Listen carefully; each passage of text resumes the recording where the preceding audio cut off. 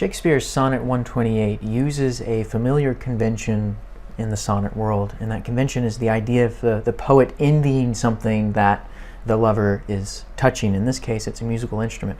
And what's interesting is, too, in this sonnet, there's two senses of music here, one literal and one figurative, and we have that in the first quatrain. So let me read this aloud. He writes, "How oft when thou my music placed upon that blessed wood, whose motion sounds with thy sweet fingers, when thou gently sway'st the wiry concord that mine ear confounds." And he continues there. We're going to stop. We see that the sense is not quite complete. Usually, in most of Shakespeare's sonnets, we have a complete period or a complete sense. At the end of the quatrains, it takes 4 lines, usually has one sense. This one overflows. Let's look first at the 2 senses of the word music. How oft when thou, addressing the beloved, my music placed. So what's he saying? He's saying that he's calling his beloved my music. It's a pet name, but she's also playing music. And so how oft when thou my music placed. So we have the word music here repeated and used in 2 senses. Upon that blessed wood, whose motion sounds with thy sweet fingers, when thou gently sway'st the wiry concord that mine ear confounds. The blessed wood here, you might think if this were a religious poem, blessed wood usually refers to the wood of the cross, but here the object itself is, in a sense, the relic or the sacred object, the instrument. It might be a key harp, it might be some kind of key instrument, as we'll see in the next quatrain when he's describing the jacks and the dancing chips. But here we have upon that blessed wood, the instrument, whose motion sounds with thy sweet fingers, when thou gently sway'st the wiry concord. So this is another reference to the instrument, probably a stringed instrument, like a key harp. With the wiry concord that mine ear confounds. We have the repetition of that prefix con, linking together this line with a kind of harmony of sense. Do I? Now here's why I wanted to stop here at the end of this, because most of this quatrain is in parentheses, basically. So we might have the first parentheses here and the second one there enclosing that bit. So really what he's saying, if you're having a hard time grasping the sense of what he's saying, you might just say, how oft, and then skip the parenthetical, how oft do I envy those jacks that nimble leap. He's extending the sense here. This is something that John Milton will do.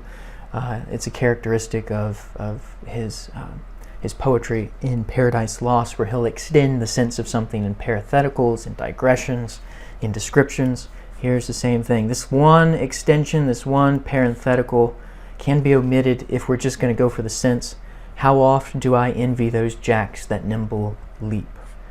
I envy those jacks that nimble leap. The meter is a leaping there with the jacks, and jacks are like keys on the instrument.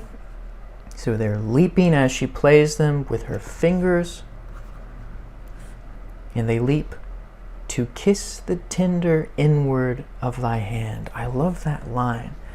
Such an interesting figure. For one, we have the repetition of sound. So sonnets are musical. The word sonnet comes from sonetto, which means little sound. And so really it's full of these little sounds that make up the unity of the sonnet. Here we have tender inward, where we have almost a double rhyme, where ten rhymes with in and der with word, in a way, of thy hand. And this is the figure of personification. The jacks are leaping to kiss her hand. Of course the wood is not really doing that, but it's the figure of personification.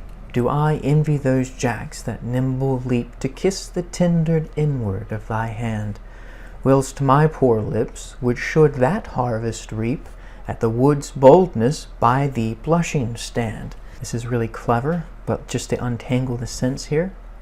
So he's envying the jacks that are touching her fingers, that her fingers are touching, while his poor lips are envious of those keys or jacks, because that harvest, another figure here, metaphor, the harvest of kisses at the wood's boldness, by are near beside the blushing stand. So the speaker is near the beloved here, and he's jealous at the instrument's boldness, and he stands blushing at the boldness.